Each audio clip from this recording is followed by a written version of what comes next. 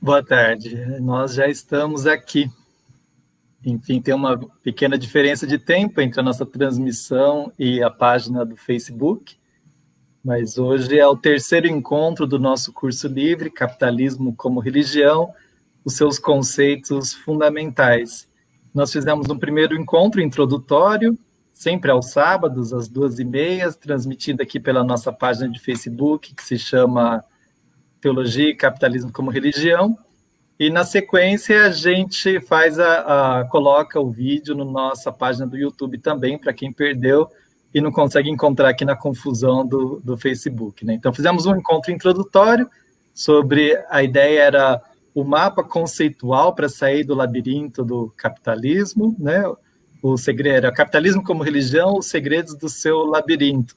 E a partir desse primeiro encontro, da interação com quem nos acompanhou, nós bolamos um pequeno curso introdutório aos conceitos críticos desse campo Capitalismo como Religião, todos os sábados, sempre com Jung Musung conosco, fazendo a reflexão e a fundamentação dessa reflexão. Primeiro encontro, nós discutimos o espírito do capitalismo e o Espírito Santo, por coincidência, na ocasião da festa do Pentecostes, a gente discutiu qual é o espírito que fundamenta a vida sobre o sistema capitalista e a ideia de um espírito alternativo. O segundo encontro foi o encontro sobre o tema da idolatria, foi semana passada, e hoje a gente caminha para a discussão da lógica sacrificial do mercado, a meritocracia versus a graça de Deus.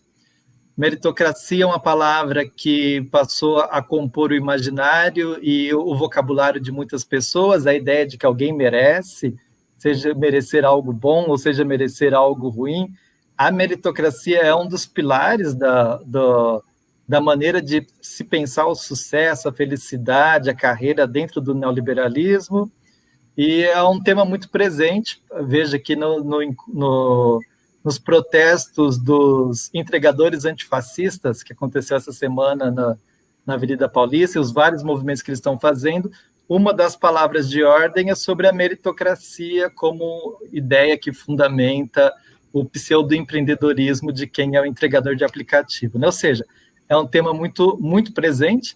A abordagem que a gente vai fazer aqui é que não é a mais tradicional, né, Jung? Que nós vamos fazer aqui é uma abordagem a partir de uma tradição teológica e a sua perspectiva crítica. E eu estou aqui conversando um pouco, fazendo a retrospectiva, as pessoas estão chegando. Semana passada reclamaram que a gente entrou no ar e já começou, né? Então, eu estou enrolando um pouquinho. Mas, então, já estamos com 42 pessoas nos acompanhando, acho que já dá para passar a bola para o Jung. E bem, são 5 encontros fundamentais, cada um repete, de certa maneira, temas que a gente viu no outro, mas nós estamos procurando dar ênfase em algum conceito ou uma característica específica em cada um deles, né, Jung? Bem, passo para você a palavra. Bom, boa tarde para quem está assistindo, ou depois que for assistir mais tarde, à noite ou de manhã, né? A abordagem do capitalismo como religião já é uma coisa estranha para muita gente, né? E depois, ao discutir temas teológicos da economia, e como a gente precisa entrar nesses conceitos fundamentais, e aí, obviamente, um conceito está conectado, articulado com outro tema dessa abordagem diferente, vamos dizer assim, né? E, como eu dizia no primeira tarde, né? Quer dizer, a abordagem que nós fazemos não é no sentido tradicional da teologia, que normalmente o pessoal pensa que teologia é uma coisa que estuda sobre quem é Deus, ou como é Deus, onde Deus está, ou qual é a vontade de Deus, mas sim teologia com um pensamento crítico sobre os fundamentos do sistema dominante, e o fundamento para um outro tipo de sociedade, de um outro sistema social que seja mais humanizante e mais esperançoso para nós, né? Nessa discussão, vamos ter vamos discutir o tema da meritocracia. Agora, eu quero colocar as três conceitos fundamentais. Meritocracia, em primeiro lugar, depois a questão da graça, que é o final, mas o que vai perpassar toda a discussão é o tema do sacrifício, né? A ideologia do sacrifício. E de onde vem isto, essa lógica sacrificial? Então, essa intuição está em outros teólogos e outros cientistas sociais, mas eu quero retomar Weber, porque a gente começou, a estrutura fundamental do nosso curso é da visão weberiana sobre o espírito do capitalismo, né? E aí fomos desdobrando. Então, uma das coisas importantes no pensamento de Weber, principalmente no final da vida dele, é de que todas as sociedades precisam oferecer sacrifícios aos seus deuses. E ele diz explicitamente, sejam de sociedades antigas, que sacrificavam e ofereciam sacrifícios aos deuses pessoais, encantados, ou seja, o mundo moderno, incluindo capitalismo, comunismo e outras possibilidades, também precisam oferecer sacrifícios, só que como nós estamos num mundo não mais encantado, mas nem nós estamos falando pós-secularização e esse desencantamento da natureza, Weber diz que a sociedade precisa oferecer sacrifícios aos deuses impessoais. E no nosso mundo estamos falando, o que é o Deus impessoal? É o mercado. Mercado que se torna como algo divino. Daí foi o tema da semana passada sobre a idolatria, que é o Deus falso, né? Então, nesse processo, por que a gente precisa entender por que toda a sociedade precisa oferecer sacrifícios a seus deuses? Weber não desenvolve isso, mas eu acho que nós vamos desenvolver, e precisamos levar isso a sério e tentar entender melhor, que é o seguinte, toda a sociedade precisa justificar a diferença, a distribuição desigual da riqueza, do poder e da felicidade, ou do prazer, e de outro lado, portanto, o sofrimento, as dores dos que não têm poder e nem dinheiro, né? E como é que você justifica isso? A gente nasce em qualquer cultura pensando assim, a gente aprende, é assim, e pronto. Mas quando você para e pergunta, mas por que é que, por exemplo, as meninas têm muita essa experiência, né? Quando está crescendo, o irmão tem condição de fazer e liberdade de fazer muito mais coisas do que o homem. Então, como é que antigamente as meninas perguntavam, por que porque eu sou mulher, não posso fazer? Porque você é mulher. E por que eu, mulher, não posso fazer e meu irmão, homem, pode? Aí vai dizer, porque Deus fez o mundo assim. Ou a natureza fez assim. Então, essa explicação é para justificar, para dar uma certa sentido e as regras, que as pessoas aceitem as regras estabelecidas, né? Isso vai aparecer, por exemplo, nas questões econômicas, né? Por exemplo, na Índia antiga, você tinha, ainda tem, mas não é mais legal, que é a questão das castas. Então, se você nasceu numa casta inferior, você não tem certos direitos. E outros, que são os párias, por exemplo, não têm direito nenhum. E por quê? Porque na origem os deuses, não, na Índia não usa essa palavra, mas essa articulação, assim como na Idade Média se usava, Deus fez assim, pronto. Né? E o pobre, para aceitar, para ir para o céu, não pode mudar. Deus fez você para ser assim. E o que você pode fazer é aceitar todas as regras e após a morte, vai para o céu. E pronto, Deus estabeleceu dessa forma. Então, não precisava discutir a meritocracia. Não tinha essa noção. Porque Deus estabeleceu as coisas. O que aconteceu de novidade na passagem do mundo medieval para o mundo moderno na Europa? E que depois vai entrar para o resto do mundo. O mundo moderno, particularmente o pensamento liberal, produz uma coisa que é importante, né? E é coisa positivamente importante, né? Que todos os seres humanos têm uma dignidade igual. Todos são iguais. Isso aparece claramente naquilo que a gente falava, quem é de sangue azul e sangue vermelho. Então, era uma forma antiga de dizer, olha, você já vê biologicamente que são diferentes, o de cima e o de baixo. Então, você introduz essa noção da liberdade. E por que surge isso? Contra os privilégios da nobreza. Então, por exemplo, uma coisa assim, bem concreta, é assim, antigamente, nobre que ia para o exército, ele já começava como oficial. Pode ser oficial de segunda categoria, não é general, mas ele já está no comando dos que são plebeus. Não importa se o plebeu é muito mais competente naquele trabalho, mas quem vai ter o comando é nobre. Isso foi até a Primeira Guerra Mundial, para você ter uma ideia, essa cultura. E contra essa cultura surge então, o pensamento liberal, seja em termos de guerra, mas também, fundamentalmente no início, com a competência econômica das empresas. E começa, não, eu tenho esse mérito de ter ganhado esse dinheiro.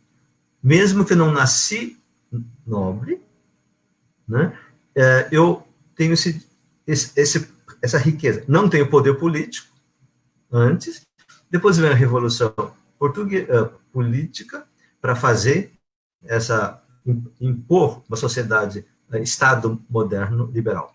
Então, nós temos aqui uma coisa importante, e é uma coisa positiva. Né? Ao resgatar ou recriar o que já estava presente no pensamento de Jesus, de que todos somos iguais, se aplica na sociedade essa noção da meritocracia. E nesse processo, quando todo mundo está começando, vai seguindo a uma certa justiça. Só que depois que estabelece a diferença entre ricos, que têm filhos que vão entrar no meio, já como rico, a discussão do mérito não fica clara. Porque o filho, ele já nasce rico, e não fazendo nada, e continuar rico. E qual é o mérito?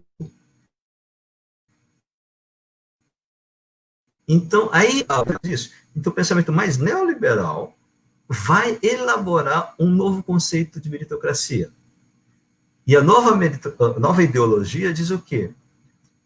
Se você tem pessoas diferentes de qualidade, de riqueza ou de prestígio, outras coisas, como é que a gente julga? Porque é meio difícil saber exatamente quem é que ganhou mais ou melhor do que o outro. Ele diz, não, o critério é o mercado. Aí eles substituem o papel de Deus como juiz das coisas. Na Idade Média, né, o juiz era o Deus que dizia quem pode e quem não pode, quem tem direito e o que não tem. E vem esse juiz onisciente, que é o mercado. E esse é o discurso do neoliberalismo hoje. Se o cara já é rico, não importa o que ele fez, se já nasceu rico, se roubou, não. Ele já está comprovado pelo dinheiro que ele tem mérito. Mas quem disse isso? O mercado. E por que a gente não pode questionar? Não, porque o mercado é que tem esse poder de verdadeiro discernimento onisciente sobre o mérito. Né? Alan, você está com vontade de falar? Fala aí, Alan. Então, na verdade, isso que você apresenta para a gente, ele tem duas coisas que me parecem muito importantes. A primeira delas é que a ideia de mérito, na medida como você destaca, ela surge dentro de um certo contexto como uma ideia contestadora da ordem social. Tem Sim. Uma certa ordem social estabelecida e a ideia de mérito ela surge como contestação. Mas que na medida em que a sociedade se transforma, a gente tem um deslocamento e esse conceito mérito hoje passa a ser um conceito de legitimação da sociedade como ela é. Estou usando um pouco aqui a categoria do Mannheim, né, de que as ideias elas não são em si conservadoras ou revolucionárias, elas desempenham certos papéis em determinados contextos específicos, né? Então, ela tem essa modificação e ela passa a ser legitimadora, mais ainda sobre o neoliberalismo, né? Agora, no neoliberalismo, a gente também tem essa outra questão que me parece importante para nós, que é a ideia de que, bem, se antes era Deus que dizia que tudo era justo porque era ele que estabeleceu, agora nós temos uma outra entidade suprema que diz que é justo, garante que é justo, que é o mercado. Isso. Né? E aí eu queria assim, retomar o tema do sacrifício. Por que Weber falou isso? E por que eu retomo sempre essa discussão que sempre está presente na Bíblia? Né? Uma das coisas. Ô, Jung, alguém perguntou aqui para a gente, o Davison de Poços de Caldas, perguntou em que obra do Weber, qual obra que a gente está se referindo? Ciência como Vocação. Em português, saiu no livro Ciência e Política. Eu acho que está essa. Mas você consegue na internet, porque é uma palestra, né, que se tornou um clássico, porque ali também discute a questão da neutralidade da ciência e etc. Né? Então, lá. Voltando, as duas conferências saíram juntas, Isso, em português, isso. Mas você tem textos separados, né? Então, qual é a novidade ou a importância do sacrifício? Por que toda a sociedade precisa? Quando você tem essa necessidade de justificar a distribuição desigual, você precisa transformar, mudar o que é bom em mal. Então, por exemplo, tá? O pobre trabalha pra caramba, né? Vai de manhã à noite, só que não consegue sobreviver. Não dá para arranjar escola, não dá para os filhos, não consegue comida, direito, etc, etc.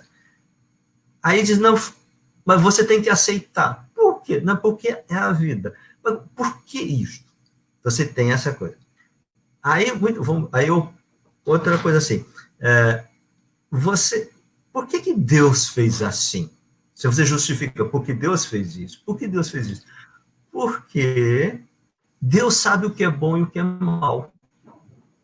Então, aquilo que parece ser ruim, porque é sofrimento, trabalhar e não comer, na verdade é uma coisa boa. E esse negócio de você querer se rebelar para ser livre, para você fazer justiça social, isso parece coisa boa, mas na verdade é ruim. Porque Deus estabeleceu isso.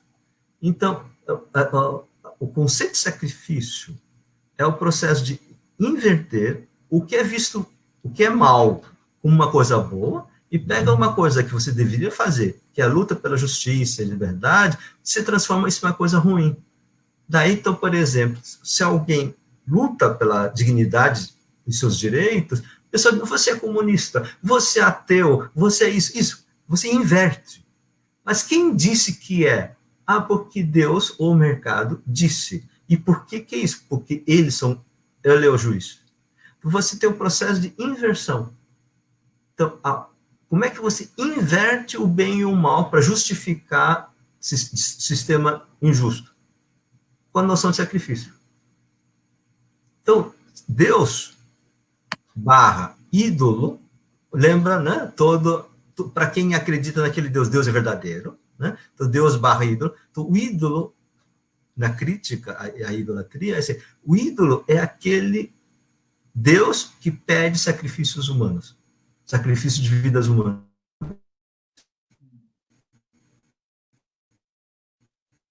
Pede sacrifício? Isso não é Deus, isso é ídolo. Então você oferece um critério de discernimento entre que deuses são os verdadeiros. E aí uma coisa importante, né? Daí que, assim, na tradição cristã, mas não existe só no cristianismo, mas na tradição cristã, tem uma frase de Jesus que é fundamental, que as pessoas quase ouviu falar, ou se não ouviu, se ouviu, não entende, né? Que é assim, Jesus diz, vocês não sabem o que Deus quer, não é sacrifício, mas misericórdia. Assim, o que Jesus está dizendo? Vocês estão entendendo tudo errado, Deus. Deus não quer sacrifício.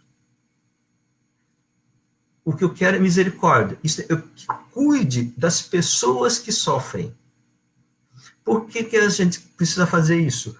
porque as pessoas acham que os que estão sofrendo são pecadores, por isso merecem sofrer e continuar sofrendo. Isso é a lógica sacrificial. Então Deus vai dizer, não. Aí a pessoa vai dizer, sim, mas pobre, hoje, vamos dizer, né? Merece por quê? Não tem diploma, não tem isso, não tem aquilo. Não, mas trabalha. Sabe, mas qual é o mérito? Ele começa a discutir o mérito. E o mérito é calculado pelo quê? Pela capacidade econômica.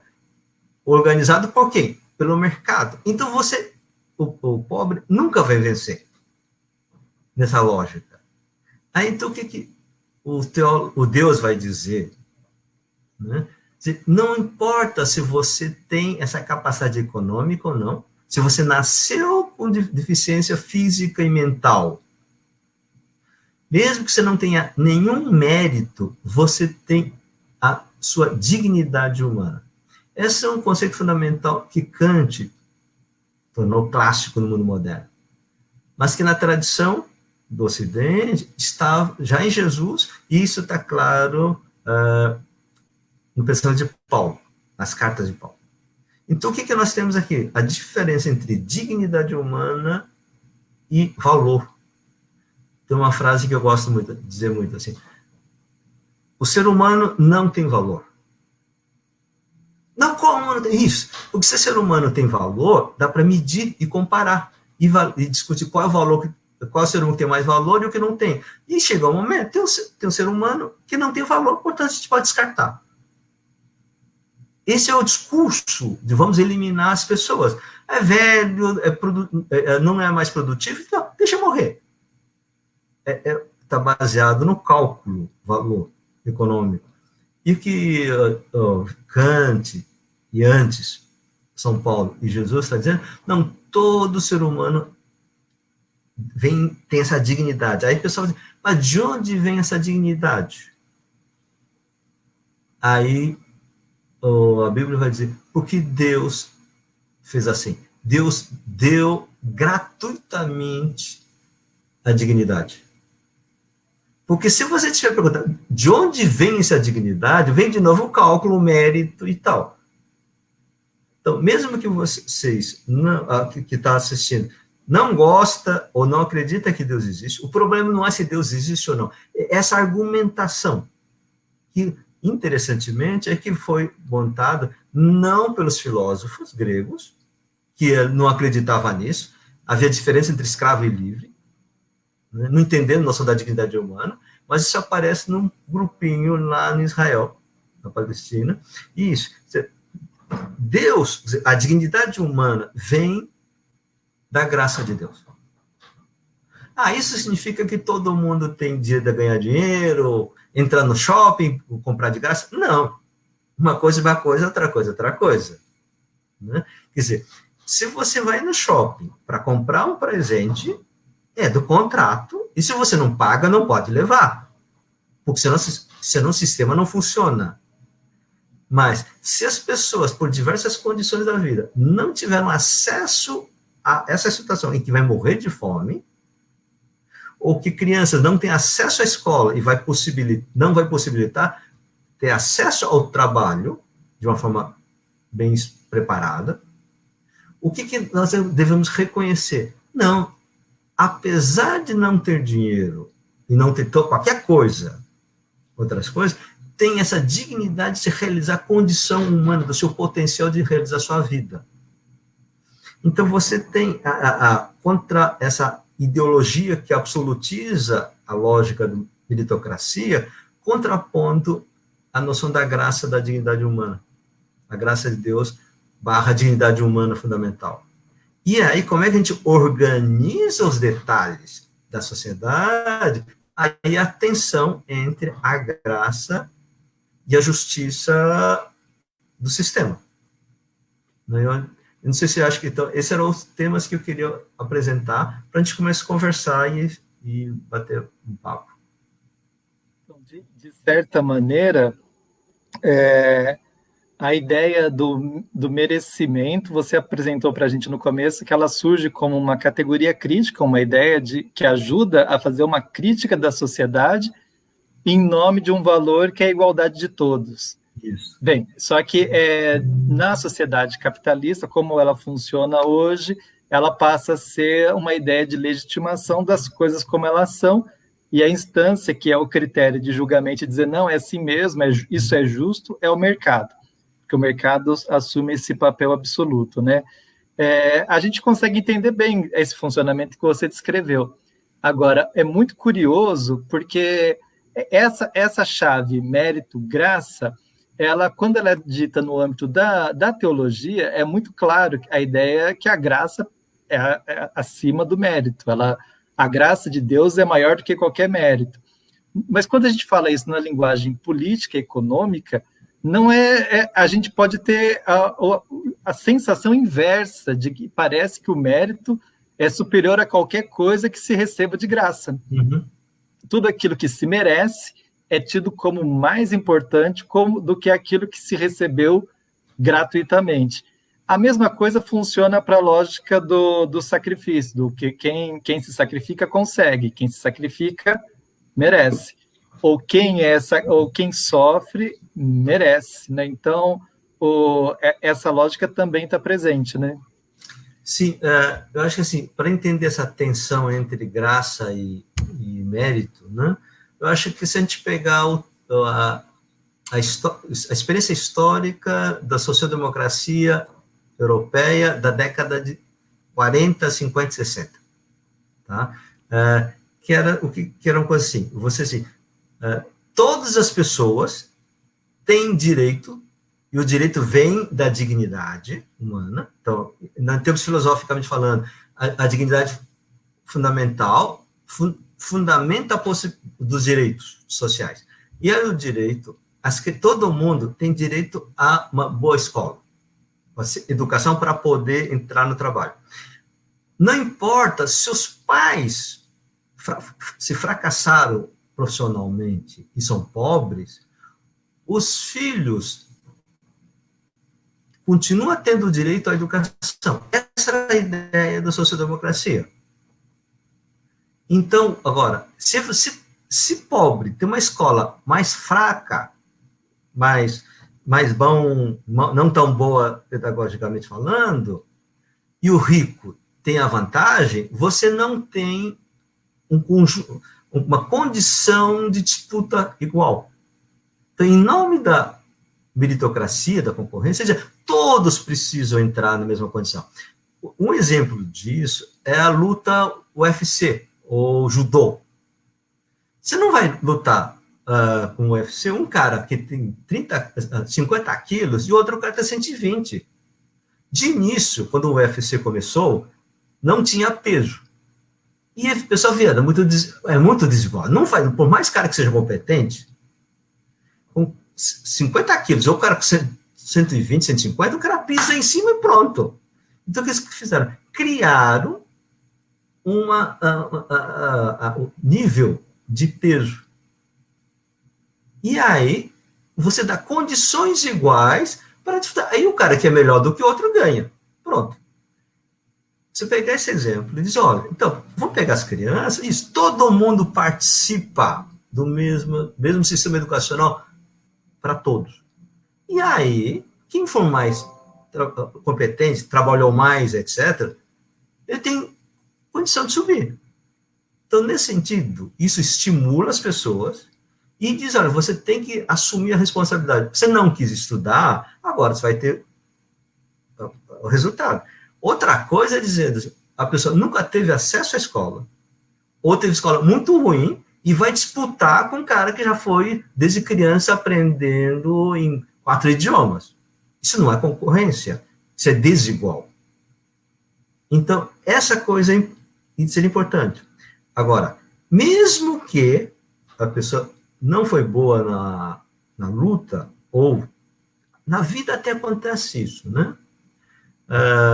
Tem pessoas que estão subindo, jovem, crescendo, e estudando, e de repente o pai falece ou fica muito doente, ele tem que assumir o trabalho familiar. É claro que ele não consegue realizar o potencial de estudo que ele estava. E se tiver uma situação problemático, você não pode dizer, tá, você vai morrer de fome porque a família não conseguiu dar conta. Daí, reconhecer que todas as pessoas, independente das condições sociais, têm direito a sobreviver. Em nome de quê? Aí, em nome da dignidade, ou em termos teológicos antigos, em nome da graça. Isso é bom porque torna a sociedade mais saudável. Porque todo mundo pode cair numa situação assim. Na verdade, o valor fundamental, o critério fundamental que organiza não é exatamente o do mérito, mas é o da concorrência. E a ideia da meritocracia, ela camufla que a concorrência é desigual, porque a gente parte de pontos e condições de concorrência bastante desiguais.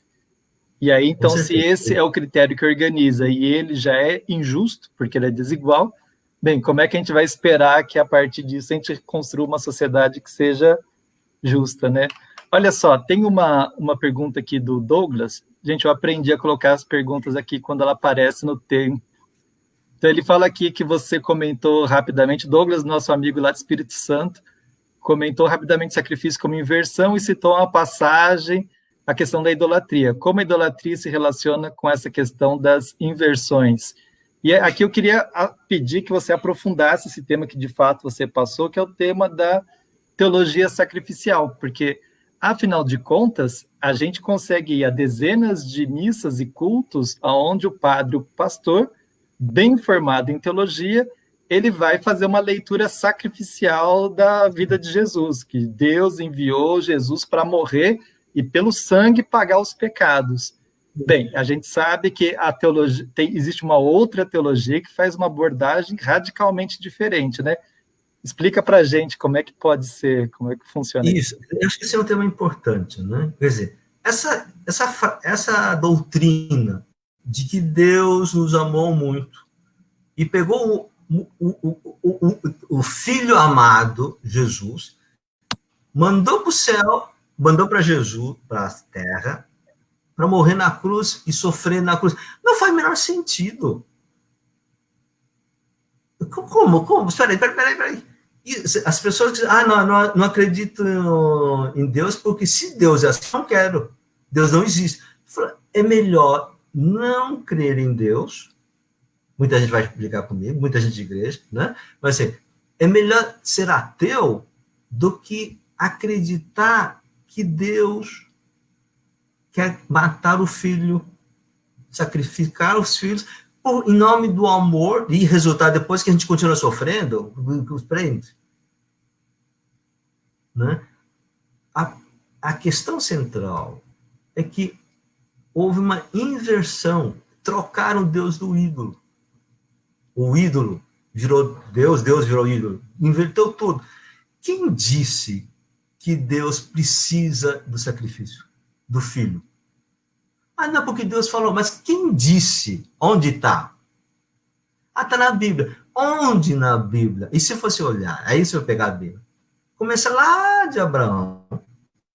E o pessoal diz, Abraão quis sacrificar o filho. Sim, vamos sem entrar em discussão se é verdade ou não, que foi o Abraão queria, mas quando vai fazer, Deus o que faz? Tira o Isaac e não tem sacrifício. Toda a história da evolução da Bíblia é sair do sacrifício para a graça e vai aprendendo.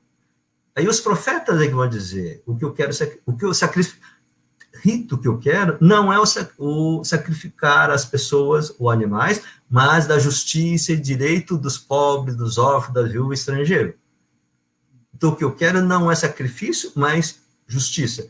E aí Jesus vai dizer o que eu quero não é sacrifício, mas misericórdia, que equivaleria à graça. E aí o pessoal diz, mas não, está na Bíblia. Isso, está vendo? Como se inverteu. Como se fez toda uma troca, um trabalho de inversão. Aí, e como é que as pessoas começaram a aceitar que Deus é assim? Porque a teologia sacrificial inverte. E quem elaborou isto não é da Bíblia. são sacerdotes e os ideólogos do sistema.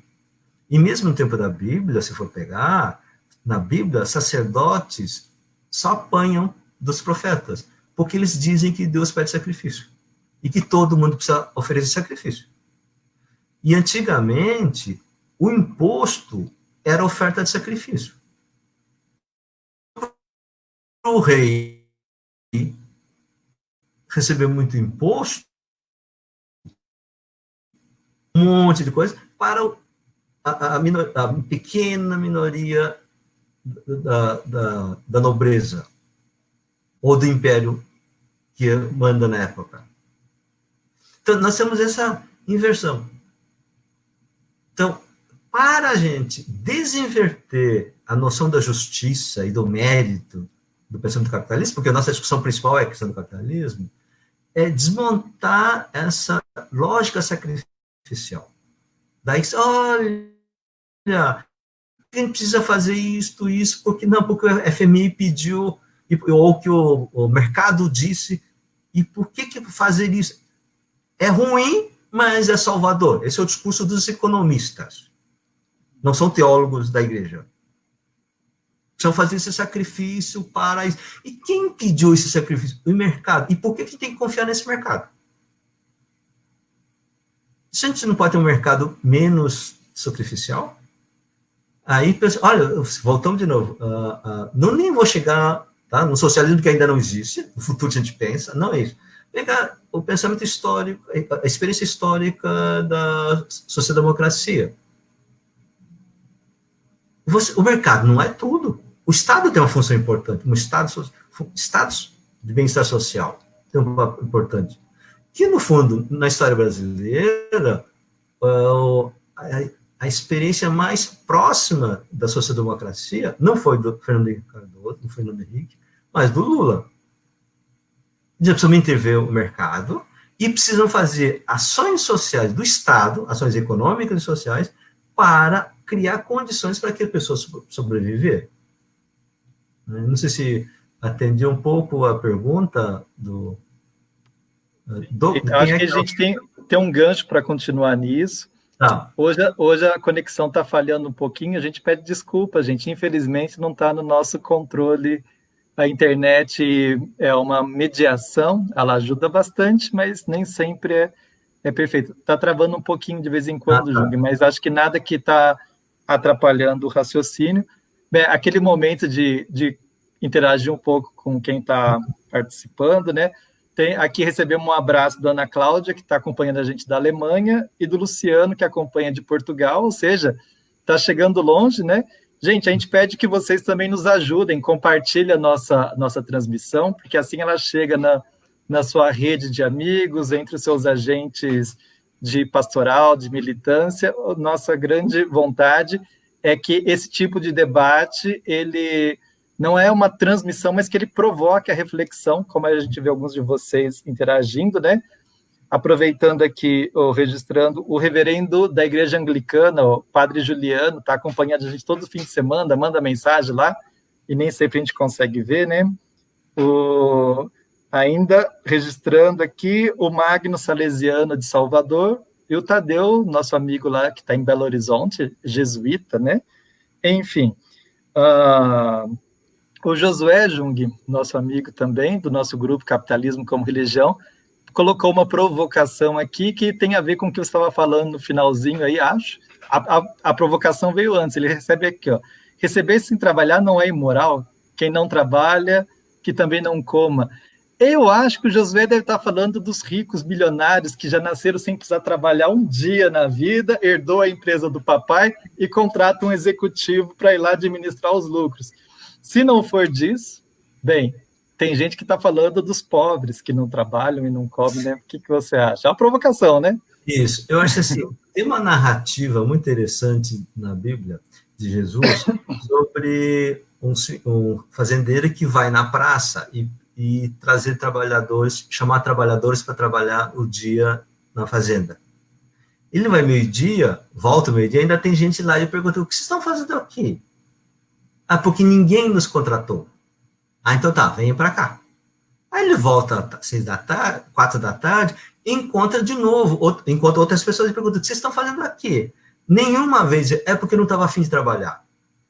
Nós estamos desempregados. Ninguém nos ofereceu. Então tá, vamos. Aí ele chega no final da tarde, ele dá o valor necessário para sobreviver, que era do diário. Porque a diarista, né, pagou. O do meio-dia, também recebeu. Então o cara da manhã disse: olha, como ele deu dinheiro, assim, o valor do dia, ele deve nos pagar 2, porque a gente trabalha o dia todo. E aí o patrão dá 1 o dia. E o cara falou: você não é justo, e parar. Aí ele faz uma pergunta, ele diz assim: nós não contratamos? Não era seu trabalho? Te paguei. Então, nós temos aqui 3 formas de 3 situações. Então, no nível se as pessoas são incorporadas no mercado de trabalho, o contrato vale. Tem que ser pelo menos o suficiente para a vida mínima. Né? Agora, há pessoas que querem entrar, querem trabalhar, mas não têm acesso ao emprego. Isso é outra situação. E aí, então, o que Jesus coloca isso? Esse texto tem mais questões que vale a pena discutir, mas no momento, né? A gente precisa perguntar o seguinte: essas pessoas não querem trabalhar, são vagabundos, e, portanto, aí a família que se vire, ou não tiveram condição para ter acesso ao emprego? Daí que uma das coisas importantes que o Papa Francisco tem insistido muito, que há 3 direitos fundamentais do ser humano: direito à terra, ao teto, né? Agora estou fazendo ao teto e trabalho, né? Terra, trabalho e teto. Então, assim, o que eu quero chamar a atenção: emprego é um direito. E se a política econômica da época produz massivamente desemprego para poder explorar mais o salário, diminuir o salário dos trabalhadores, porque se não é por acaso, então é do direito e rebelar-se contra isso. E se essa política não lhe permite sobreviver, a ter acesso ao trabalho, é do direito que faça-se programa social para que as pessoas possam sobreviver. Agora, e as pessoas que têm problemas, são doentes e tal, e a família morreu e está sozinho? E aí uma questão não é se tem direito ou não. É questão, nós somos de uma sociedade humana ou uma sociedade profundamente desumana? A gente não cuidaria de uma criança que não tem que comer porque perdeu todos os familiares? Não é um problema meu que morra de fome. Não, pode até dormir, mas o seu coração se empredece, agora se torna a pedra. E essa é uma das discussões fundamentais do profeta Ezequiel. Nós vamos Deus diz: eu vou tirar o coração de pedra, arrancar fora e botar o coração de carne. Essa é a discussão que está faltando no capitalismo hoje. É de uma racionalidade tão bruta, tão cruel, que as pessoas não têm mais coração humano. A gente vê isso, né, o pessoal fazendo o manifesto contra o pessoal que fazendo vírus e os caras querendo dar uma mensagem, alguma coisa para falar da sua dor, e vem os caras lá e dizem que você é contra. Perdeu a humanidade. E inclui aí a questão econômica do trabalho.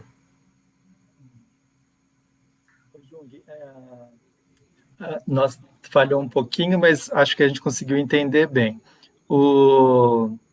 A gente poderia dizer que tem algumas chaves de leitura que nos permitem fazer interpretações diferentes da Bíblia. Então, por exemplo, essa é uma delas. eu quero misericórdia e não sacrifício. Se a gente leva a sério isso, a gente precisa fazer uma leitura não sacrificial do que Jesus disse. É a mesma coisa Sim. quando diz, eu quero a liberdade, não a escravidão, eu quero a vida e não a morte. Ou seja, nós temos algumas chaves de leitura que nos permitem, por nós mesmos, fazer um discernimento do que aquela mensagem das primeiras comunidades cristãs que chega até nós, como ela chega até nós, né? O nosso amigo Padre Lisboa fez uma pergunta que ficou lá para cima, já perdi ela aqui, onde ele pedia para a gente comentar justamente aquela questão assim, bem, é uma leitura que não quer sacrifício, mas por vezes a gente se sacrifica pelo próximo, né? E aí, então, ele pontua a diferença entre sacrifício e dom de si, que é um tema que teve muito presente no encontro dos teólogos com o René Girard, aqui em Piracicaba, minha cidade, né? E, bem, aproveitando, o padre Edivils, que é especialista em Girard, está escutando, mas ele não está falando, então, você não explica para a gente por que, ao mesmo tempo, é não sacrificial, Jesus não quer sacrifício, mas, por outro lado, tem um certo valor essa ideia de que a gente se sacrifica pelo bem do próximo. Eu vou pegar o do texto do Evangelho, tá? No Evangelho de João, Jesus diz, ninguém tira a minha vida, eu mesmo dou. Tá? E o que ele está apresentando essa discussão? Na lógica sacrificial, que o sacerdote diz, eu prefiro que Jesus morra do que em salvar o resto. Ele diz, para salvar aquele sistema como o que deve ser, ele diz, é preciso matar Jesus.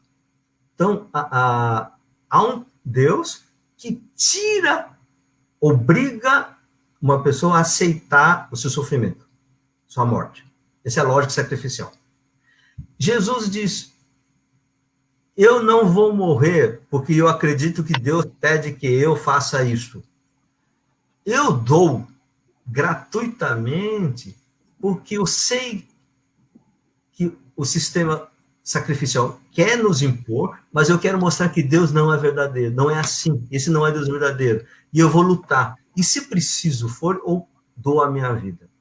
Então, há uma diferença entre a lógica que vem de aceitar obediência à exigência de Deus, com a noção da graça, que eu amo, eu desejo ajudar o outro, e aí eu vou para fora. E na luta eu morrer, ótimo. Não, isso faz parte. Né? Eu diria assim, um exemplo que eu sempre dou no curso, que a pessoa entender mais fácil, é o seguinte, imagine uma criança que está em situações de morte, e a enfermeira é paga para passar a noite. Então, ela quer dormir, mas ela tem que fazer o sacrifício de manter vivo, acordada, para cuidar da criança, para que se receba o salário.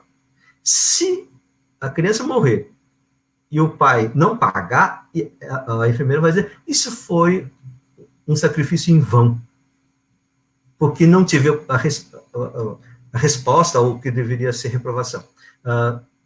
O acordo, né?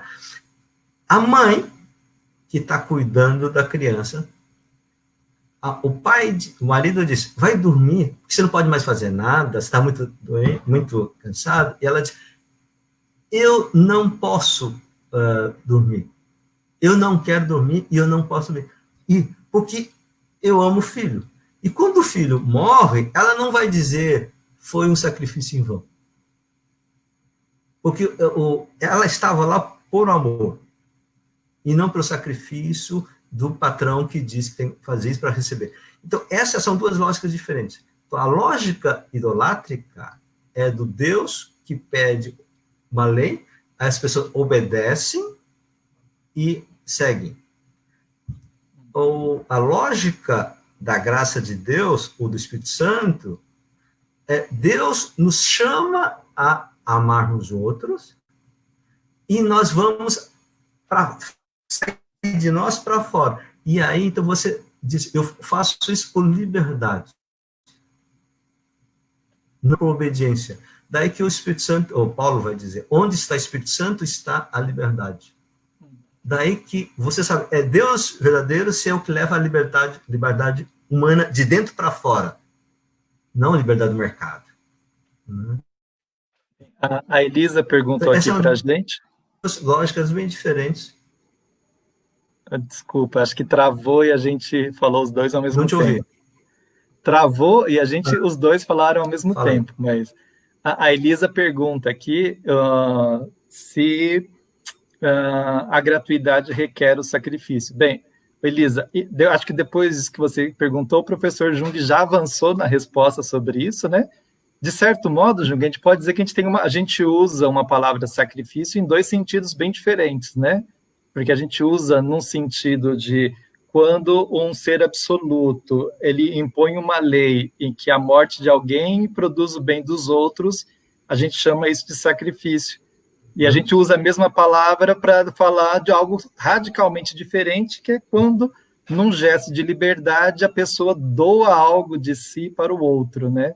Então, ela doa na sua liberdade pela vida do outro, que é muito diferente do que uma exigência de um ser absoluto, um Deus, um mercado, um Estado, que exige que alguém morra para que os outros se dê bem. Daí que eu acho assim importante, esse é o papel da teologia, discernir conceitos e a gente parar de usar o conceito de sacrifício para essas questões e começar a usar o conceito ou da graça ou do amor de Deus. Porque a graça e o amor também estão articulados. Então, eu acho que essa é uma coisa fundamental, né? Mudar nas palavras, né? Que está na Bíblia. Bem, aqui tem mais uma. O Romário pergunta aqui, olha, a eficiência do sacrifício não acaba legitimando a lógica sacrificial? Não continuamos presos no labirinto? Bem, fazendo uma referência ao nosso primeiro encontro, né?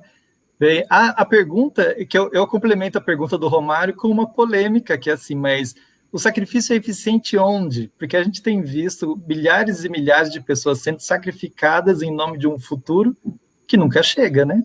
Que não chega em lugar nenhum. Sim, mas assim, é uma lógica sacrificial eficiente para a reprodução do sistema. Ah, correto, sim.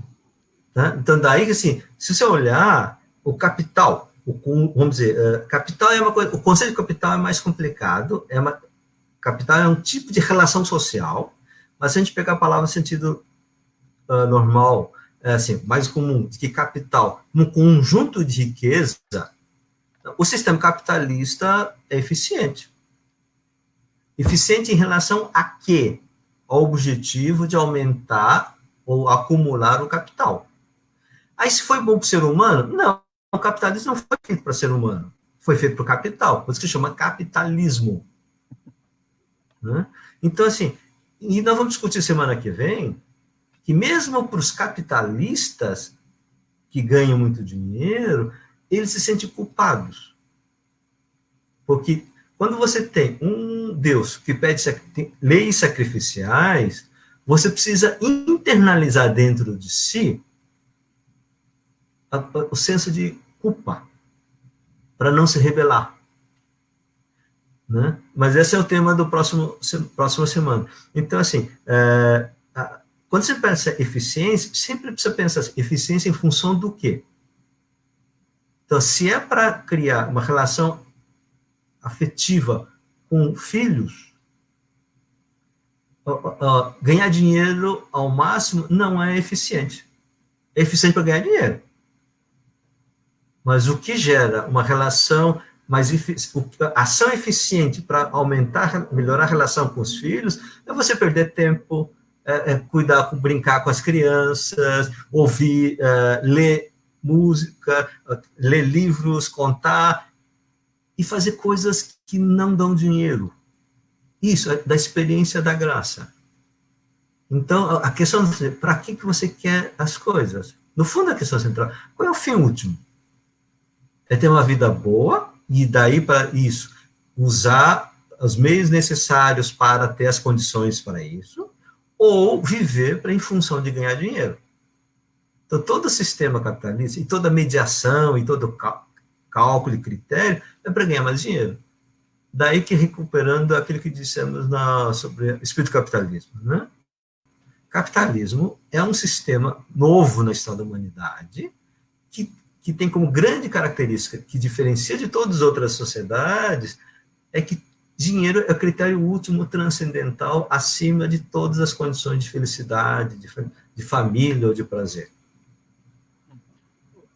Eu acho que esse tema a gente está caminhando, dando um passo, mas eu tenho a impressão que a gente precisa voltar um pouquinho antes. Veja, a Isabel Forte pergunta para a gente assim, esse conceito de sacrifício por liberdade, que é o dom de si, que a gente está utilizando, se aplica ao ato da morte de Jesus pelos pecadores, então, só muda o conceito? Bem, e aí o Edvilson tem uma pergunta complementar, lá o padre, nosso amigo de Tatuí, professor no ITESP, e ele pergunta, sacrifício é coisa de Deus ou dos homens? Eu acho que a pergunta ajuda a responder, né? Mas eu tenho a impressão, Isabel, que o que nós estamos dizendo é que existe uma certa compreensão da morte de Jesus, de que existe um Deus que ele não... a condição para que a gente possa viver bem é que alguém morra. Então, é um Deus que exige que alguém morra, e tem que ser alguém muito importante que morra. Esse alguém é o próprio Jesus, que precisa morrer para que a gente encontre um bem. Ou seja, o bem é resultado da morte de alguém. Essa lógica, ela é bem diferente da lógica da gratuidade de quem oferece sua vida. Eu acho que essa discussão sobre sacrifício e a morte de Jesus para a vida dos pecadores, isso é uma coisa fundamental, né? Não somente do cristianismo, mas na toda a discussão sobre sociedade. Mas, voltando à questão específica da Bíblia, né?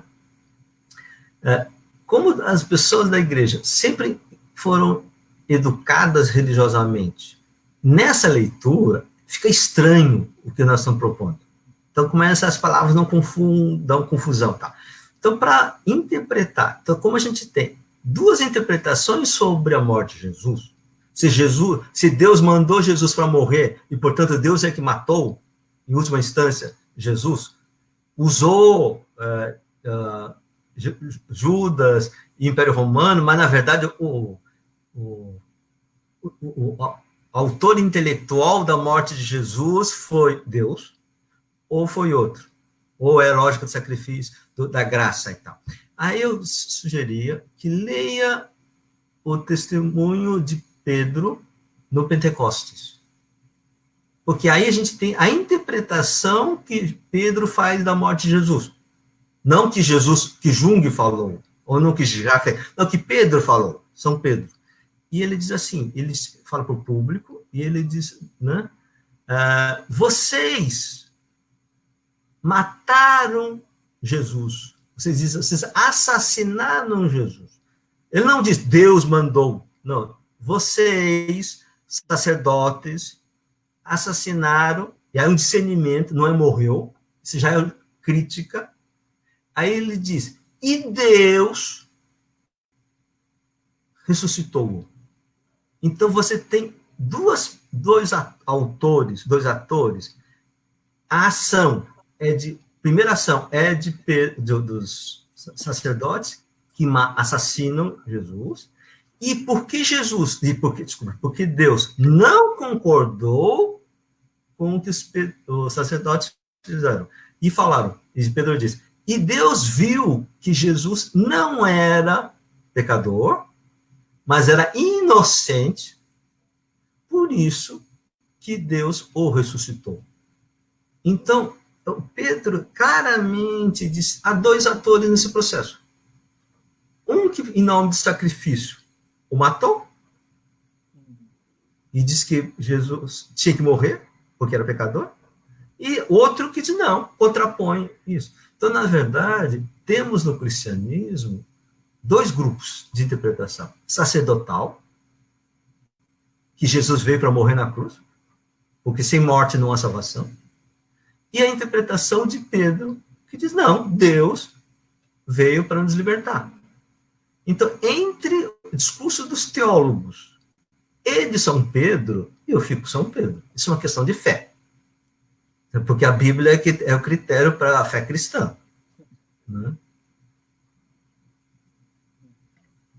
Eu acho que esse é um tema fundamental, E também acho que não é fácil a gente entender, isso fazer sentido dentro da nossa maneira de pensar numa primeira vez que a gente escuta, né? Então, a Elisa e a Isabel, que a gente já citou, aquelas perguntaram sobre livros e autores que podem aprofundar. Bem, gente, um dos autores que mais trabalha com isso é o Jung Musung, né? Ele é um dos autores. Eu acho que tem um livro que ainda a gente encontra fácil nas edições paulinas, que é do Franz Sinkelammer, que chama Sacrifícios Humanos e Sociedade Ocidental. É um livro relativamente fácil e impressionante. Acho que vale a pena a leitura para tratar especificamente dessa temática. O que mais que te recomenda, Jung, para quem está querendo entender melhor essa questão? Olha, eu acho que assim, René Girard, né? Eu diria o livro Evolução e Conversão, René Girard, tá? Aliás, eu tive o prazer de participar do encontro de René Girard com teólogos da libertação em Piracicaba em 91. Eu era molequinho, era só os grandes, e eu estava fazendo meu doutorado, né? E eu tinha pensado, por exemplo, eu tenho um livro que chama Deus em Nós, que eu escrevi com o Hugo Assmann, né? Saiu pela Paulus. A primeira parte é texto do Hugo Assmann, né, que é complicado porque ele morreu enquanto estava fazendo a parte dele. E então ficou como texto incompleto, né? E a segunda parte que eu discuto sobre Deus em Nós. E aí dá para entender, eu trabalho mais essa questão do sacrifício, essa questão da sociodemocracia, ou o direito do ser humano de ter as condições para poder trabalhar e viver, né? E quais são as condições de possibilidade de mudança na sociedade.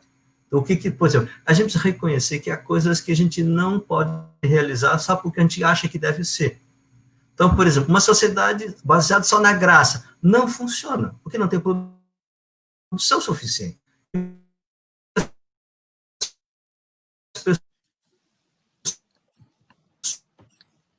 Nós estamos travando, Jung. Bem, enquanto recupera a sua internet... Tudo for de graça, não trabalha, a maioria não vai trabalhar. Voltou? Nós perdemos uma parte. A Ivenise já tinha, nossa amiga lá da PUC Campinas, já tinha sinalizado que estava com um pequeno problema, e nós perdemos os últimos 30 segundos.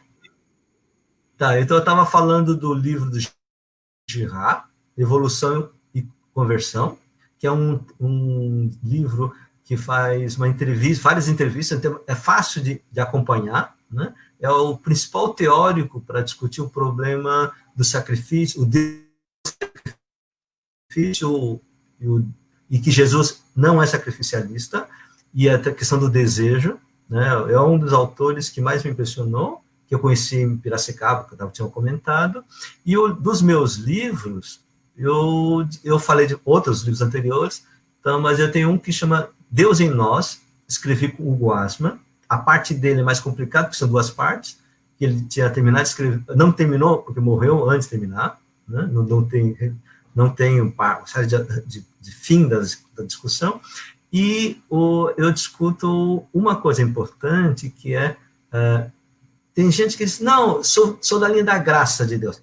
Sim, mas só a graça não funciona, porque as pessoas não vão trabalhar suficientemente para produzir as coisas que a gente precisa, né? Então, as condições de possibilidade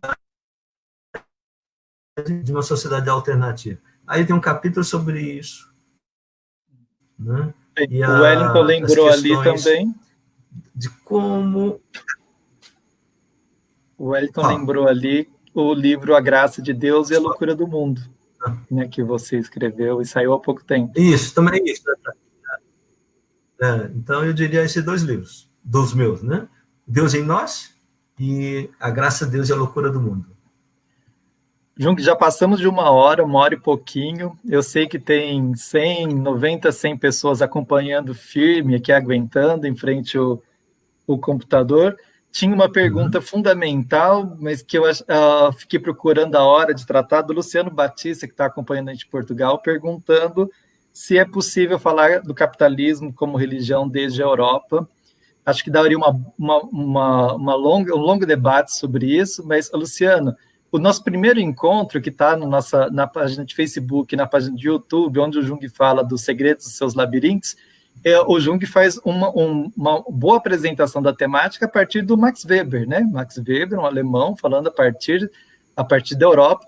Bem, quem consagrou a expressão na Europa é o Walter Benjamin, que também é um outro alemão, e existem vários estudos que dialogam com isso. A crítica do capitalismo como religião idolátrica, ela é típica da América Latina, desse grupo de teólogos do qual Jung faz parte, mas sim, é possível discutir esse mesmo tema de outras partes do mundo. Enfim, vamos caminhando para o nosso encerramento? Eu acho que sim, a gente já falando bastante, né? Coloquei aqui na nossa tela o tema do próximo encontro. Esse negócio é meio engraçado, passando ali embaixo, né? Ó, capitalismo, uma religião da culpa sem perdão. Então, o tema central do nosso próximo encontro tem relação com o do sacrifício, do mérito, a graça, tem relação com a idolatria, tem relação com o espírito do capitalismo, ou seja, é um encadeamento, né? Tem uma certa lógica, a ideia de culpa versus perdão dentro da tradição cristã e da sociedade que a gente vive hoje, né? Isso aí. Acho que tá bom. agora... Eu acho que foi bem, né? Tá bom. Tá travando gente, de novo? Tá. Então nós vamos terminar por aqui. A gente agradece a presença de todos. O pessoal está aí colocando as manifestações, uma palavrinha de tchau para todo mundo interagir.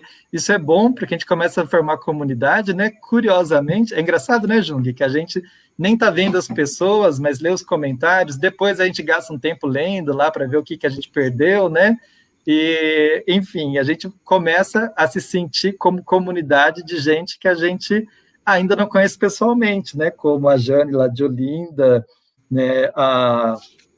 A Rose de Manaus, a Fátima de Casabranca está fazendo aniversário hoje, acompanhando a gente, né, Fátima? Então, todo mundo vai virando da nossa comunidade. A gente agradece a presença de todos vocês, a gente vê que o Jung está quase travadinho ali, né? Então, a gente continua na próxima semana tratando esse tema da culpa versus perdão. Até mais, gente. Grande abraço.